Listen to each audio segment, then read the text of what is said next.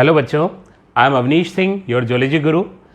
तो यहाँ पर मैं कोई लेक्चर देने नहीं आया हूँ। लेक्चर्स तो मैं आपको भेजता रहता हूँ, टाइम टू टाइम अपलोड करता रहता हूँ। इस पैंडमिक सिचुएशन में स्पेशली जो बच्चे हैं उन्हें जूलॉजी और बॉटनी के लेक्चर वो मेरे चैनल के थ्रू मिलते रहते हैं। मगर बहुत सारी क्वेरीज़ भी आती हैं कि सर हम जूलॉजी बॉटनी को क्या केवल एनसीईआरटी से पढ़ें, क्या हमें कोई साइड बुक लेनी चाहिए या नहीं लेनी चाहिए।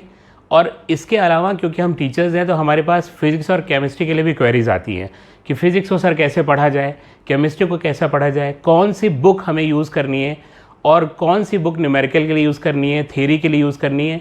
ये सारे क्वेश्चंस मेरे पास आते हैं। और इवन दो बच्चे बीच बीच में बोलते हैं सर एक मोटिवेशनल वीडियो भी बना दीजिए ताकि हम मोटिवेट हो सकें। तो देखिए, सेल्फ मोटिवेटेड होना चाहिए वैसे तो, मगर जितनी भी ये क्वेरीज़ आ रही हैं, जो भी चीज़ें हैं, उसके लिए मैं चाहता हूं कि मैं किसी ऐसे स्टूडेंट से मिलाऊं जो खुद सक्सेसफुल है एमबीबीएस में और जो खुद जो है इन सब चीज़ों को ओवरकम करके सक्सेसफुल हुआ है। चाहे वो फिज़िक्स हो, चाहे केमिस्ट्री हो, जूलॉजी या बॉटनी, सबको कैसे पढ़ा जाता है। मुझे लगता है कि एक सक्सेसफुल नीट एस्पायरेंट के अलावा उससे अच्छा कोई नहीं बता सकता आपको। तो इसीलिए मैं आपको मिलवाना चाहता हूँ अंशुमान सिंह से। Anshuman Singh, he is studying in GSVM medical college and he is in second year. तो ये आपको बताएंगे कि किस तरह से इन्होंने प्रिपेयर किया अपनी सक्सेस जर्नी के बारे में, प्लस आपके मन में जो डाउट्स हैं वो मुझे पता है क्योंकि आप लोग मुझसे शेयर करते रहते हैं, वो सब भी बहुत हद तक आपके अंशुमान सॉल्व कर देंगे। तो please welcome Anshuman Singh. Hello everyone, I am Anshuman Singh, second year student from GSVM medical college Kanpur. मैंने अपनी नीट का एग्ज़ाम 2019 में दिया था along with my board exams.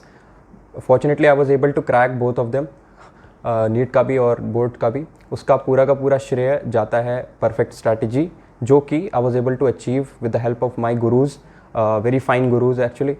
तो perfect strategy, perfect guidance, perfect resources और आपकी परफेक्ट मोटिवेशन की वजह से आप एक ही बार में नीट क्रैक कर सकते हैं।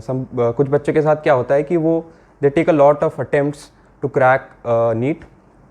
उसका कहीं ना कहीं रीज़न होता है कि कभी कभार उनका कुछ ना कुछ इन चारों में से कम रह जाता है, चाहे वो मोटिवेशन हो, चाहे स्ट्रैटेजी हो, चाहे गाइडेंस हो, चाहे रिसोर्स हो। तो चारों का बैलेंस आपको बना के रखना है। रिसोर्स का तो कोई भी बना सकता है, motivation is important thing, guidance is very important. Guidance में आपको कहना चाहिए कि one of the finest guidance होना चाहिए। भले ही आपके तीनों जो हैं कम हो जाएं, लेकिन गाइडेंस हमेशा परफेक्ट रहना चाहिए।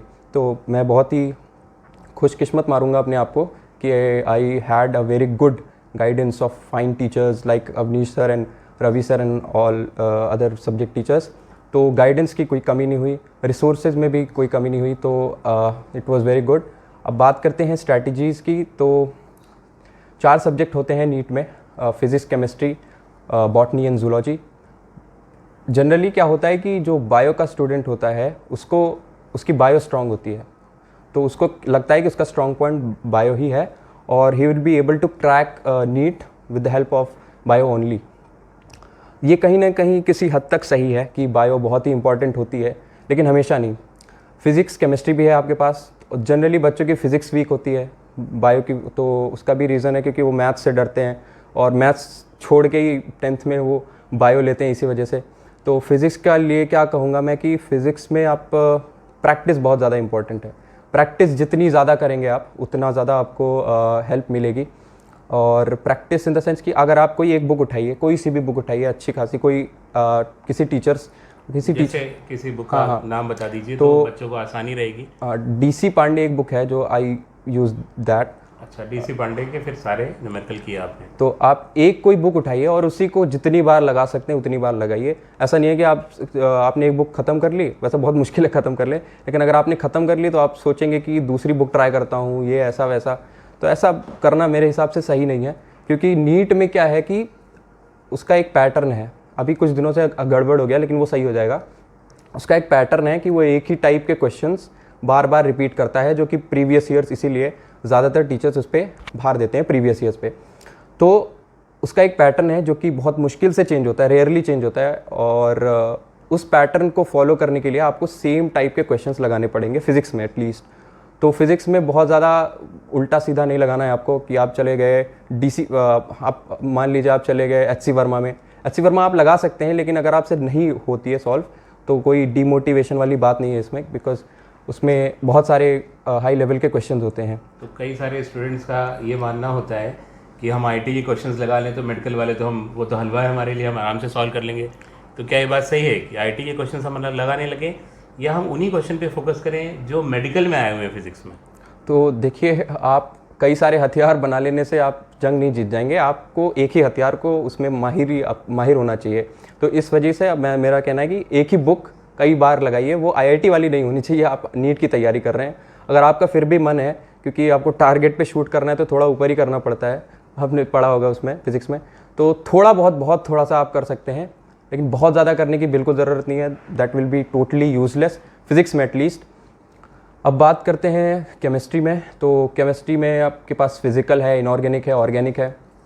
फिज़िकल मोस्टली कैलकुलेशन बेस्ड है, तो उसमें भी आपको सिर्फ प्रैक्टिस करनी है। और फिज़िकल में NCERT के अलावा बाहर से बहुत मुश्किल से आता है, उसके लिए भी आपको टीचर्स जो है प्रिपेयर कर देंगे फिज़िकल में। तो नोट्स और NCERT फिज़िकल के लिए बहुत इनफ है। इनऑर्गेनिक की बात आती है तो इनऑर्गेनिक में इनऑर्गेनिक सेम NCERT के बाहर से बहुत रेयरली आता है। 99% या 98-97% NCERT से ही आता है, और रेयरली कभी कभार बाहर से आ जाता है, जो कि अगेन नोट्स या फिर आपकी जो कोचिंग की मॉड्यूल होगी उससे कवर अप हो जाएगा। और apart from biology, that means कि इनऑर्गेनिक केमिस्ट्री के लिए भी हमें NCERT पर फोकस करना है और उसकी हर बातों को समझना है, यही मतलब हुआ? जी जी। उसी के अगल बगल ही प्रैक्टिस करनी है, बहुत ज़्यादा वेवर्ड, बहुत ज़्यादा बियॉन्ड नहीं जाना। और ऑर्गेनिक के लिए NCERT थोड़ी कम इम्पॉर्टेंट है, क्योंकि भले ही कॉन्सेप्ट सेम रहता है, बेसिक सेम रहता है, लेकिन ज़्यादातर क्वेश्चंस NCERT से नहीं आते हैं ऑर्गेनिक में। उसके लिए आपको नोट्स बहुत थ्रू होना चाहिए, उस थ्रू नोट्स होना चाहिए। तो केमिस्ट्री में इतना ही है। केमिस्ट्री क्या रहती है, बीच की रहती है। बायो लोगों की स्ट्रांग रहती है, फिजिक्स वीक रहती है, तो केमिस्ट्री में लोग ज़्यादातर बीच में रहते हैं। तो ब्रिज रहती है, बैलेंस करती है थोड़ा सा। तो फिजिक्स में मार्क्स कम हुए, केमिस्ट्री में थोड़ा सा ज़्यादा कर लें तो फिजिक्स में थोड़े बहुत क्वेश्चन और हम गलत कर सकते हैं, वो स्कोप रहता है हमारे पास। तो अब बात आती है बायो की। तो ज़्यादातर बच्चों को लगता है कि उनकी बायो बहुत स्ट्रांग है। मुझे भी लगता था, जब मैं 11th में आया था मुझे लगता था कि बायो को रट के काम करा जा सकता है, लेकिन ऐसा बिल्कुल भी नहीं है। आप थोड़े दिन तो रट पाएंगे, उसके बाद इतना ज़्यादा होता है कि बिना कॉन्सेप्ट के उसको रिटेन करना ऑलमोस्ट इम्पॉसिबल होता है। तो आपको ऐसे टीचर्स या कहूँ कि गाइडेंस ऐसा होना चाहिए बायो में एटलीस्ट। वैसे सभी सब्जेक्ट में होना चाहिए, लेकिन बायो में खास कर क्योंकि इतनी ज़्यादा इन्फॉर्मेशन है। फिजिक्स क्या है कि आप एक बार उसको लगाएंगे या सॉल्व करेंगे, एक बार कॉन्सेप्ट बन जाता है तो बहुत दिन तक रहता है। बायो में याद करने का होता है, उसके लिए भी कॉन्सेप्ट बहुत ज़्यादा इंपॉर्टेंट है। बिना कॉन्सेप्ट के आपको बहुत दिन तक याद नहीं रहेगा, जो कि आपको बहुत दिन तक याद रखना है। 2 साल का टाइम पीरियड जो है उसमें कितनी सारी इन्फॉर्मेशन हैं जो कि आपको याद रखनी है। तो बायो के लिए कॉन्सेप्ट बहुत इंपॉर्टेंट है, चाहे जूलॉजी हो चाहे बॉटनी हो। जूलॉजी में Avneesh sir, he has a great approach to concepts of every topic in zoology. आप कहीं भी देख लें, ह्यूमन फिजियोलॉजी हो जाए या कुछ भी, तो कॉन्सेप्ट बेस्ड। तो मेरी क्या थी, मेरा बायो बहुत वीक था, मुझे लगता था कि मैं रट के काम कर लूँगा, लेकिन ऐसा हुआ नहीं। 11th क्लास ख़त्म होते होते मुझे लगा कि ऐसे हो जाएगा काम, लेकिन कब हुआ नहीं। मुझे को कुछ याद नहीं रहा 11th का। तो जब भी कोई एग्ज़ाम होता था, फिजिक्स केमिस्ट्री तो याद रहती थी कि ये तो हाँ ठीक है ये हो जाएगा, लेकिन बायो एकदम हवा रहती थी। तो मैं इंटरप्ट करूँगा। आई एम फॉर्चुनेट इनफ कि अंशुमान मेरा ही स्टूडेंट है, और 11th के बाद जब ये 12th में आया तो इसके कुछ जो बेसिक्स थे वो वीक थे, कई सारे क्वेश्चन अटेम्प्ट नहीं कर पाता था। और फिर मैं और रवि सर जो बॉटनी गुरु हैं आपके, जिनके वीडियोस आप देखते हैं, हम दोनों लोगों ने हमें मौका मिला इसको पढ़ाने का, और बेसिक्स पे हमने वर्क किया, और शायद बहुत ज़्यादा बेनिफिट अंशुमान को मिला, मुझे ऐसा लगता है जी जी बायो में। ठीक, हाँ, तो बायो की कॉन्सेप्ट मैं कहूँगा कि these 2 teachers are very fine in building up concepts of the students. तो यही बात है कि बायो में भी आपको कॉन्सेप्ट की ज़रूरत है, ऐसा बिल्कुल नहीं है कि आप वो कर लेंगे। और एक बात की सिलेक्शन जो है रुकता है जो लोगों का, मेरे हिसाब से वो बायो की वजह से होता है, क्योंकि बायो में 360 मार्क्स के होते हैं, और 360 में से एटलीस्ट आपको 330 या 340 लाना पड़ेगा अभी के लिए, क्योंकि अभी तो नीट का हालत बहुत ख़राब है, कट ऑफ इतनी हाई जाती है, आप कभी भी you can never be sure कि आपका सिलेक्शन होगा, भले ही कितने भी आपके मार्क्स आ रहे हो। तो अभी के लिए आपको ये कोशिश करनी है कि आपकी बायो में एटलीस्ट 360 में से 340 या 50 में से 360 में से 340 या 50 आए। उसके लिए आपको क्या करना है, अवनीश सर और रवि सर के notes they are more than enough. आप एम्स के लिए भी इनफ है, एम्स तो अपने नीट में ही हो गया, तो पहले भी एम्स के लिए भी, जिपमार, जितने भी एग्ज़ाम थे सबके लिए मोर देन इनफ था। कोई भी कहीं से भी NCERT included along with previous year miscellaneous questions और सारे अजीबो गरीब जो कि आप जिसके लिए आपको 10 बुक उठानी पड़ेगी, वो सारे नोट्स में अवेलेबल है, लेक्चर्स में अवेलेबल है। तो आप अगर आप चाहते हैं कि नीट में बायो में एटलीस्ट 360 में से 340 या 350 ही आएंगे वैसे, कि 2-3 क्वेश्चन तो इधर उधर रह जाते हैं, तो आपको कुछ नहीं करना है। रवि सर और अवनीश सर के नोट्स और NCERT इज़ वेरी इंपॉर्टेंट। उसके एक एक लाइन, एक एक डायग्राम, एक एक पेज से आपको वाकिफ़ रहना है। तो यही है बस, बायो के लिए इतना है।